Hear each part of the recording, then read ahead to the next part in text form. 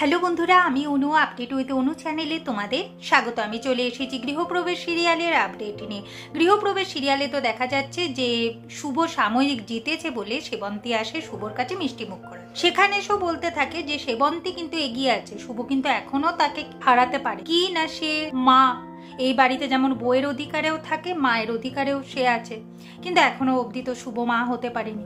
কিন্তু হঠাৎ করে তার ছেলে এসে যখন বলে তার মাকে যে সে বাবা হতে চলেছে, তখন সেবন্তী অবাক হয়ে যায়। সে বুঝতে পারে যে শুভ আর সেবন্তীর পজিশনটা এক। সেবন্তীকে এরপর ছেলেকে আর বৌমাকে দুজনকে আশীর্বাদ করতে হবে। সে মন থেকে না করলেও শুভকে তো আশীর্বাদ করতেই হচ্ছে আর ছেলেকেও করতে হচ্ছে, কিন্তু সে তো ভেতরে ভেতরে জ্বলছে।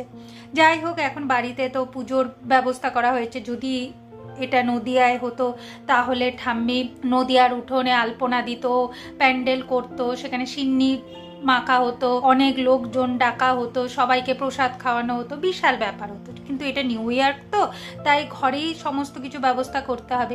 এরপর সেবন্তীকে বলে পারিবারিক হারটা এনে শুভর গলায় পরিয়ে দিতে। সেবন্তী মন থেকে চাইছিল না, কিন্তু ছেলের কাছে ভালো হবার জন্য বাধ্য হয় পারিবারিক হারটা নিয়ে আসতে। পুজো শেষ হওয়ার পর সেবন্তীকে রাধারানী বলে পারিবারিক হারটা শুভর গলায় পরিয়ে দিই। সেবন্তী কোনোভাবে পরায় না, রাধারানীকেই বলে পরিয়ে দিই। রাধারানী এখন শুভর গলায় হারটা পরিয়ে দেয়।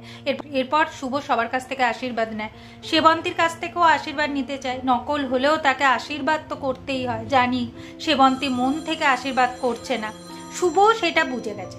তবে শুভ এটাও বুঝে গেছে যে তাকে খুব সতর্ক থাকতে হবে, কারণ কিনা সেবন্তী তাকে যে করেই হোক ফাঁসানোর চেষ্টা করবে, তাই সব দিক থেকে তাকে অ্যালার্ট থাকে। এইদিকে ঘরে গিয়ে সেবন্তী, পূর্বী আর রঞ্জিনী তিনজনে মিলে শুভর নামে বদনাম করতে। শুভ সেটা বাইরে থেকে শুনতে পেয়ে যায় আর ভাবে এদের কত ছোট মনের পরিচয়। এরপর শুভ সবার হাতে চা দিয়ে দেয় আর যাওয়ার আগে বলে যায় যে এরপর কিন্তু সেবন্তীর সাথে শুভর লড়াইটা খুব কঠিন হবে।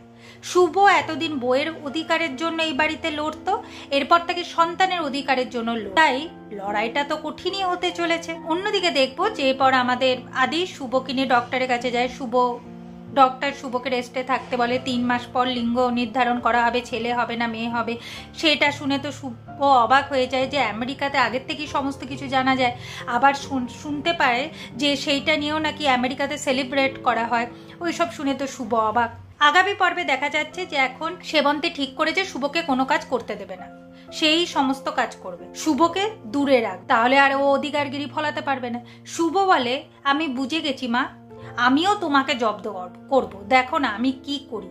এরপর তো শুভ যা যা খাবার খেতে ইচ্ছা করে সেগুলো তো সব বানানোর জন্য তার শাশুড়ি মাকে অর্ডার দিচ্ছে, আর খাবার বানাতে বানাতে আমার সেবন্তীর এখন নাজেহাল অবস্থা। এভাবেই আজকের পর্বটা শেষ হয়ে যাচ্ছে। আশা করি আজকের পর্বটা তোমাদের ভালো লাগবে। ভিডিওটা ভালো লাগলে লাইক, শেয়ার ও সাবস্ক্রাইব করে দিও। ভিডিওটা দেখবার জন্য অসংখ্য ধন্যবাদ।